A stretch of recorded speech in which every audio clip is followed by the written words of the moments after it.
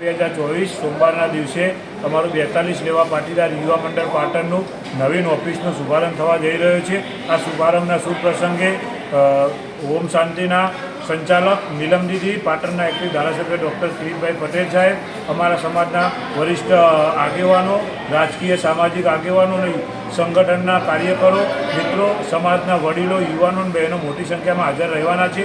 આ કાર્યાલયનો મુખ્ય ઉદ્દેશ અમે પ્રથમ વખત યુવા સંગઠન સમૂહ લગ્ન કરવા જઈ રહ્યા છીએ। એટલે સમૂહ લગ્નની નોંધણી માટે એક કાર્યાલય ખોલવામાં આવ્યું છે અને સમાજના કોઈ પણ લોકો કે વિદ્યાર્થીનીઓ કે સમાજના કોઈ વડીલો પાટણ કોઈ પણ કામ અર્થે આવે તો એમને બેસવા માટે આ સમાજનું કાર્યાલય હર હંમેશ ખુલ્લું રહેશે। અને 1/4/2024 સોમવારના દિવસે શુભારંભ બાદ અહીંયા વડીલોના હસ્તે અને બ્રાહ્મણોના હાજરીમાં અહીંયા સમૂહ લગ્નનું મુહૂર્ત જોવામાં આવશે અને સમાજના વડીલોના જાહેર વચ્ચે સમૂહ લગ્નનું મુહૂર્ત જોડ્યા બાદ સમૂહ લગ્નની તારીખ જાહેર કરવામાં આવશે।